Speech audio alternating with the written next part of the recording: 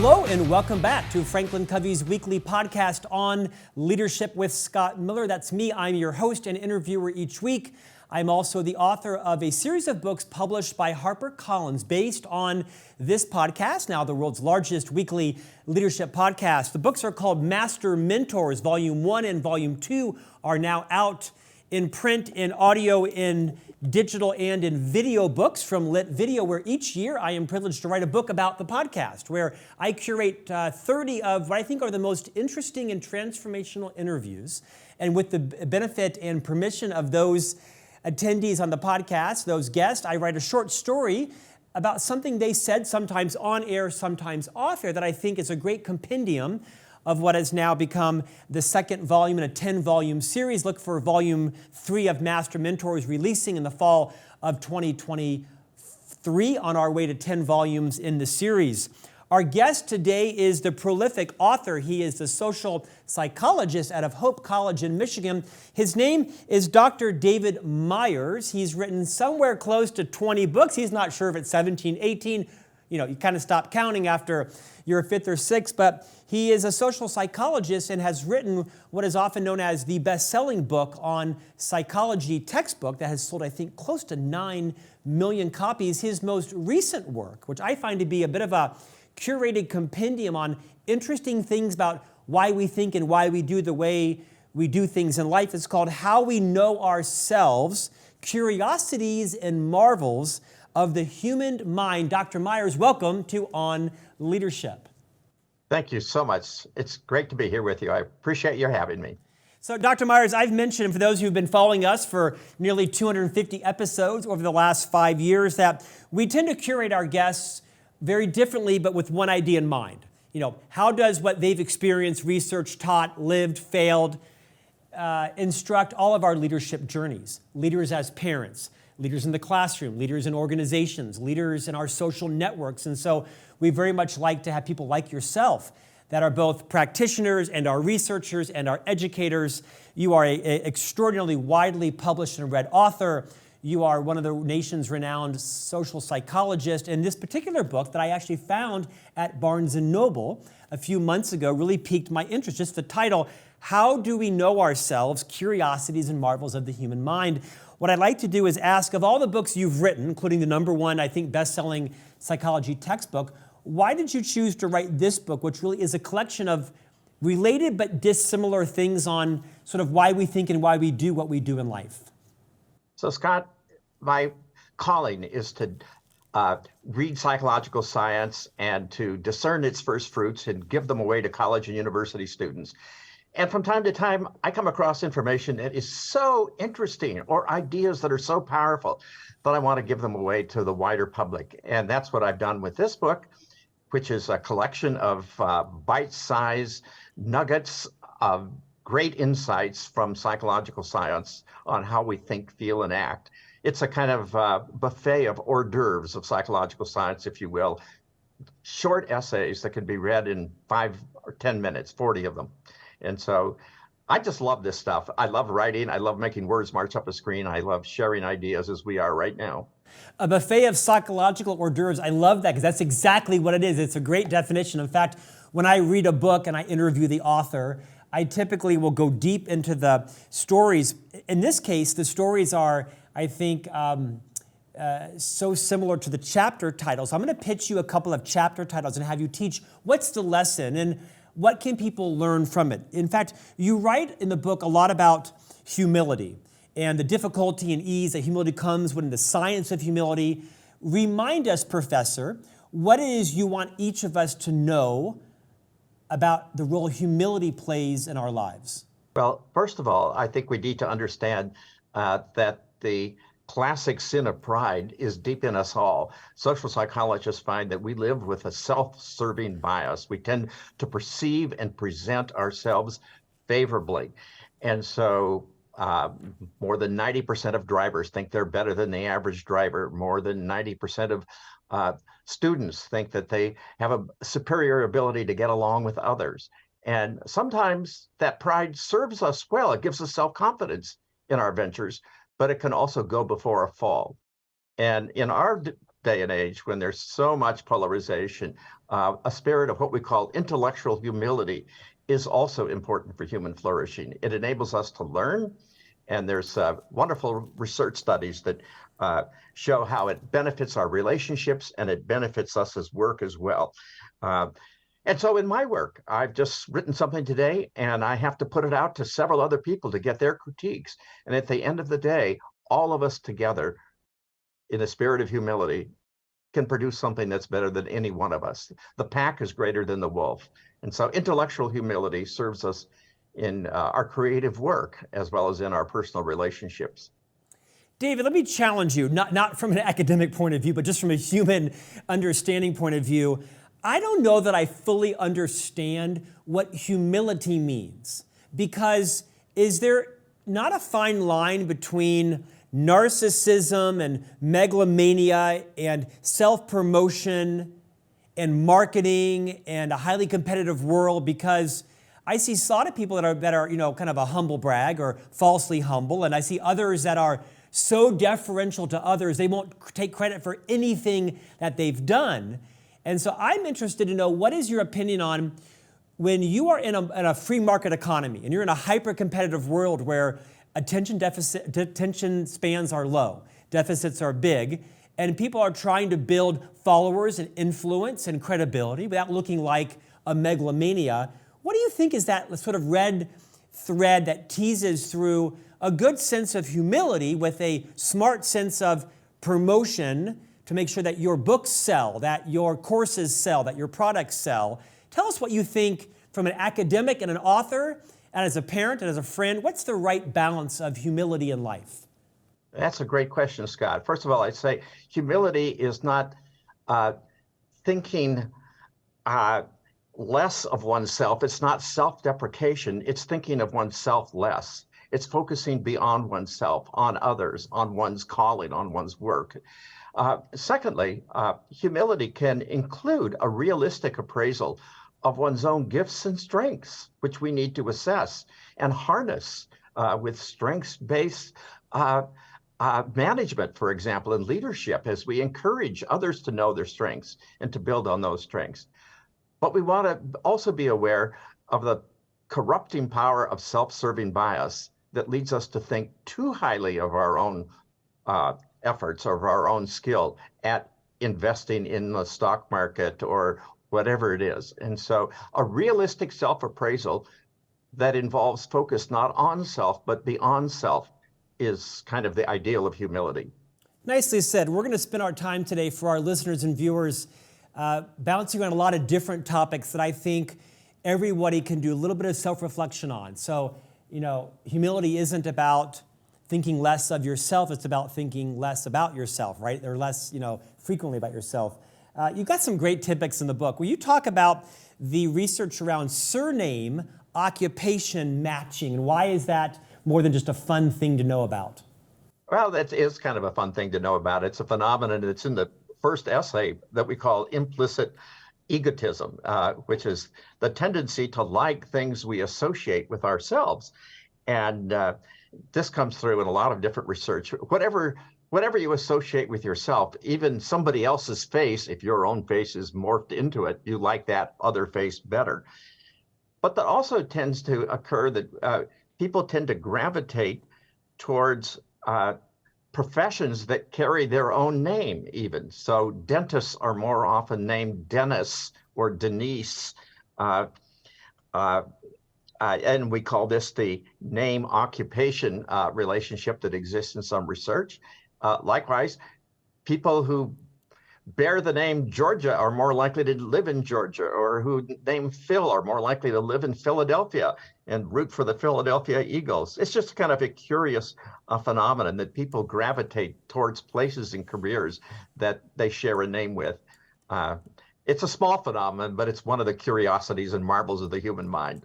Well, the reason I ask you is because, as you mentioned, you often hear this adage, people like themselves, right? I like people that like champagne. I like tennis players. I like, certain political affiliations. And I like certain countries I like to travel to and their nationality.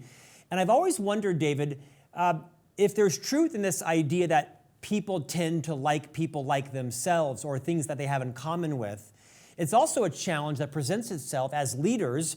We want to not have that unconscious bias, always be fighting against us and making sure that we open up our field of our references to people that aren't like ourselves. How do we grow and challenge ourselves if we're just surrounding ourselves with people that are like ourselves? I'm not saying it very well, but my question to you is, if there is truth in the idea that we tend to be more comfortable with things we understand and like and people like us, how do we make sure that that doesn't become a resting place for prejudice or bias, and we also open up our fields of experience and reference to people who aren't like us and who don't look like us and who don't like or vote or think the way we do? Absolutely. So there are two contesting proverbs. One is that opposites attract. We tend to like people who are different from us, and the other is birds of a feather flock together. And it turns out that the latter is really true. Similarity is, in study after study, a very powerful determinant of attraction. And so people tend to like others who share their attitudes, who look like they do, et cetera, et cetera. But that is a problem if we then limit ourselves to those who are like ourselves, because diversity of ideas promotes creativity within a work group. And so one of our challenges is, given our natural implicit bias towards others who are in our group, whatever our group is. It could be our university group, it could be our work group, it could be our ethnic group, our gender, whatever, is to counter that bias in two ways. One is by intentionally being open to and seeking out people who are different from us. And second, by creating environments that welcome a diversity of people and of ideas and of thoughts. David, let's talk about a current issue that everyone is facing. You write it in, I think, chapter 20, the psychology of division. I mean, since I've been of voting age, there's been massive division in the country, right? Whether it was Carter or Reagan or Bush or Clinton or Obama and Romney. But it's nothing like it is now. I mean, it's not even relatable, not even, there's no correlation to what it was like in the 80s or 90s or even 2000s to how divided our country is. I mean, look what's happening in Georgia, right, with the election there. In this book, you write that no matter our similarities with others, we tend to focus on differences, and that we kind of all start with a us versus them mentality in group and out of group. Will you just take that wherever you'd like to go in terms of how we tend to focus on our differences versus our similarities, and how do we deal with that when we all complain about how divided the U.S. country is? How do we heal that? Sure. So first of all, there's some wonderful research done some years ago by a Yale psychologist, William McGuire, that found this tendency in any situation we focus on how we differ from others around us. So we may be in a group in which we're alike in so many ways, but whatever way in which we differ, that's what grabs our attention. If we are redheads, we're more conscious of our hair color. If we're very short or very tall, we're more conscious again of how we differ from others. If we're a minority race, as I am when visiting my daughter in South Africa, or some of my colleagues are here on my campus, we're more race conscious. And so this is a really, really powerful phenomenon. Our tendency always to kind of gloss over and ignore and forget all our deep similarities and to focus on our differences. And that can lead to tension and dissension and polarization, especially, Scott, when combined with the natural tendency to divide the world into us and them. And in experiments, if you even do it with a coin toss and you have the heads people over here and the tails people over here, they will tend to develop a social identity or a group identity around this arbitrary cluster that defines them as a group of heads or of tails, if you will. And so when it comes to sports rivalries, for my school, it's Hope versus Calvin. I mean, they're so much like us in denominational heritage and everything, but we're hyper conscious of how we differ from them. And that makes great rivalry, animosity, usually just good spirited sports rivalry. But David, it's easier for you to say this on a podcast than it is in real life. I mean, this is a global podcast. Most of our listeners are here in the Western Hemisphere, North America. although probably half and half, quite frankly, it's difficult to put that social psychologist ideology into practice when you're either a CNNer or you're a Foxer, or you're a Democrat or you're a Republican. And no politician is successfully winning office by talking about our similarities. They say that in their inaugural speech, but that's never in their political ads and campaigns. What would you do to remind each of us on how to not be part of the problem of division and be more a part of the solution on unity when we have difference of opinions on vaccinations and on masks and on social policy and on tax rates and on social programs and on how do we balance the fact that we do have different opinions, but not making them divisions around what we have in common. It's easier said than done. Right. So in any religious group where there's religious diversity, people tend to focus on how they differ, and then they magnify and they blow that up out of proportion. Another thing that happens, Scott, is a phenomenon that I cut my eye teeth on in social psychology that we call group polarization. And that is if we, by the way, in experiments, we would tend to group people on the basis of their attitudes. Like in one experiment, we put low prejudice people together with others who thought like they did, high prejudice people with other more prejudiced people. And then we had them discuss some issues relevant to their difference. After the discussion with like-minded others within their tribe, so to speak, the groups were even farther apart. And now what's happened in our culture is we've weaponized group polarization with social media that allow us to group together with others that think like we do. And that's what happens on the internet. And thus we reinforce each other within our tribes, and our differences are growing greater. And the percentage of Democrats and of Republicans who hate the other party has doubled in the last 20 years as a result of this separation compounded by group polarization. And so to answer your question, we need to intentionally ask ourselves, are we just exposing ourselves to people that think like we do, not challenging our thinking? Confirmation bias is a natural human tendency. We tend to seek out views that support our own views rather than help us grow by challenging our views. I think this is such an important topic because so much of what we tend to say, myself included, and what I hear are often delivered very dogmatically, like this is fact, this is declarative. I was with a dear friend of mine, a highly educated physician recently, and this person, physician, chose to be vaccinated, but was kind of suspicious of the COVID phenomenon, as they might call it. And then recently, they are even more sort of anti-vax than they even were. And at a recent event with this person, I challenged them. This person is a physician, I am not. And this person equated it to it's just the common flu. And I said to this physician, I said, yes, but 1 million people a year don't die from the flu. He said, yes, they do. About 1 million people in the US died from COVID, but I researched the next day, and about 25,000 people a year die from the flu. 25,000 is not 1 million. But because this person is a physician, it was kind of delivered as fact. You write a chapter about the overconfidence phenomenon. Will you riff on that, and what do we all have to learn introspectively around how our confidence or overconfidence creates misinformation and division and animosity towards each other? So absolutely, there is a powerful overconfidence phenomenon. If you ask people, which is, various factual questions, which is longer, the Panama Canal or the Suez Canal, and how confident are you in your answer? People will routinely be more confident than correct. And we call this the overconfidence phenomenon. And so we underestimate our vulnerability to error. By the way, if we're people of faith, we shouldn't be doing that because we recognize there is a God. It's not us. We're fallible, finite creatures. We're vulnerable to error, but yet we're prone to pride and to overconfidence. And moreover, because of the confirmation bias that we mentioned earlier, seek and ye shall find, we tend to seek out information that confirms what we believe rather than challenges what we believe.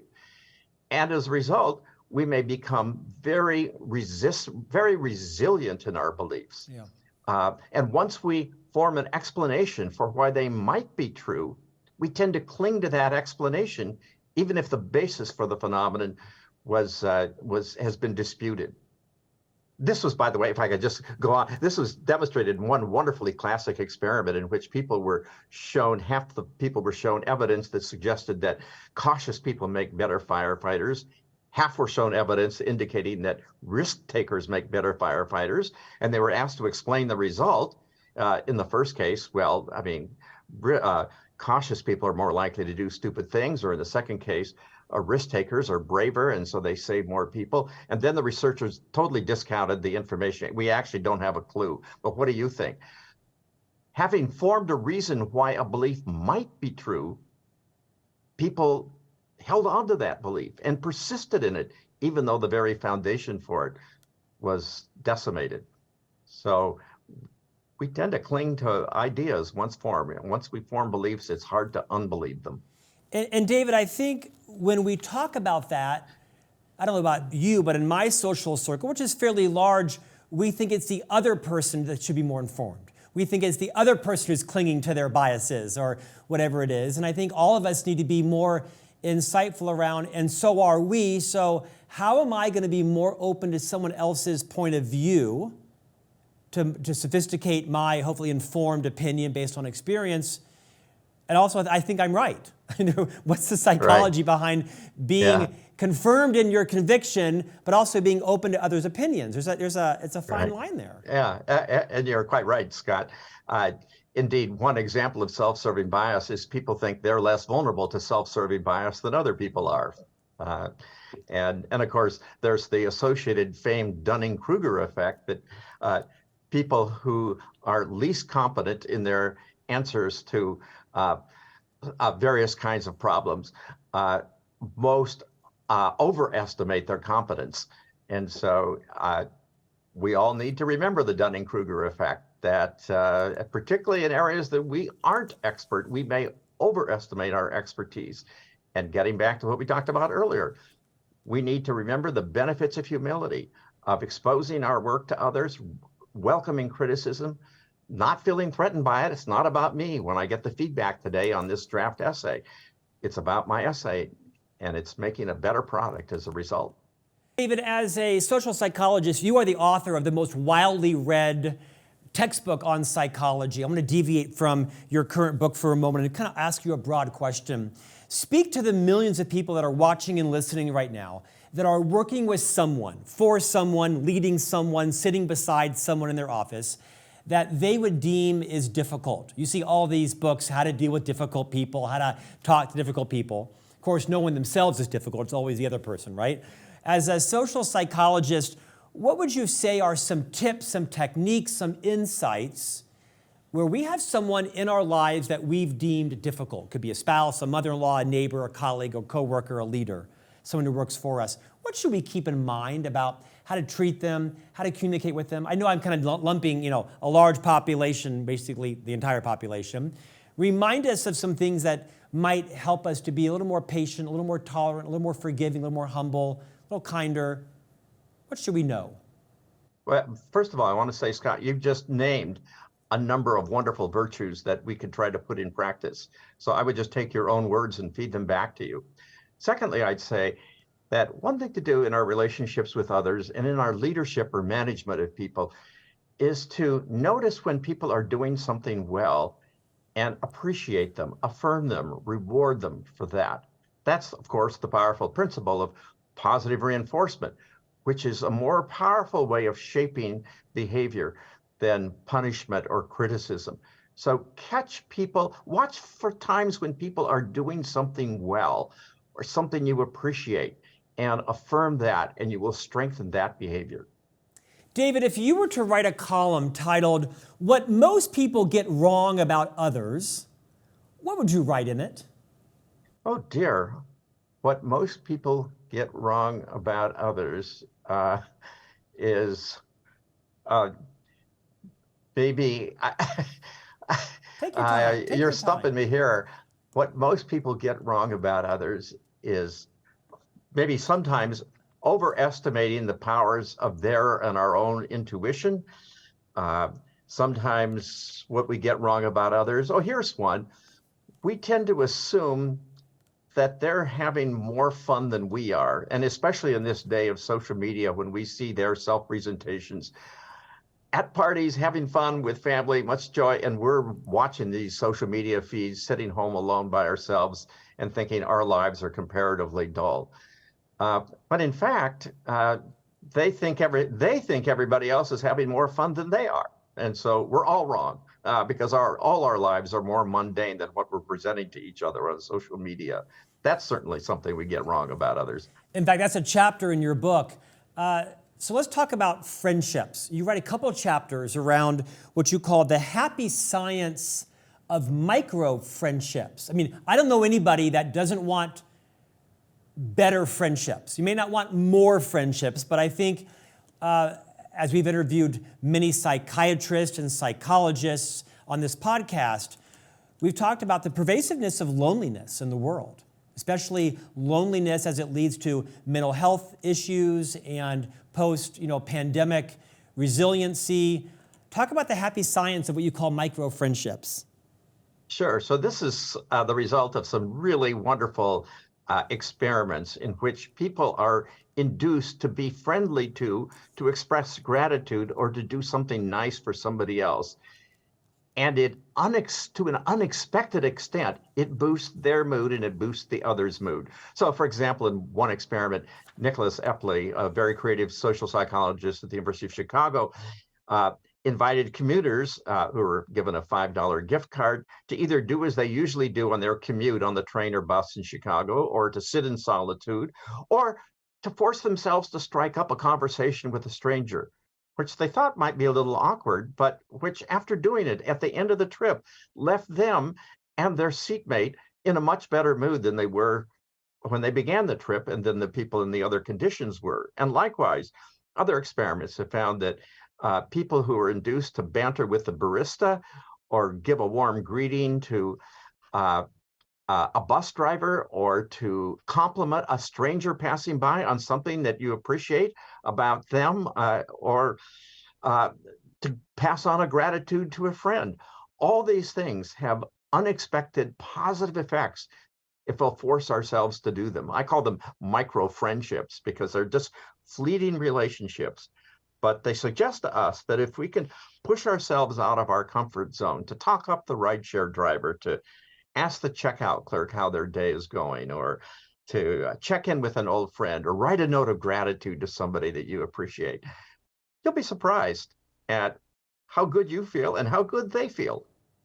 David, I want to end on death, which sounds morose, but it's actually, a topic that's in all of our lives. I've many times interviewed the famous psychiatrist, Dr. Daniel Amen, based in California. He's a neuroscientist, brain imaging expert, and child psychiatrist. And during the pandemic, it had just launched, and I'd heard the suicide rate was exponentiating, so I asked Daniel, will you come on the podcast? And my first question was, Daniel, are we all going to die? And his answer was, yes. Maybe not from COVID, but yes, we are all going to die. And my father passed about 6 months ago. We weren't especially close. We weren't estranged, but I wasn't especially close to my dad, both geographically or even personally. And I've been thinking a lot about my dad's passing. I'm the father to 3 young sons, and I'm in 54 years old. I've lived about 72% of my life statistically as a white male in America. And that's kind of weighing on me, that 72% of my life is over.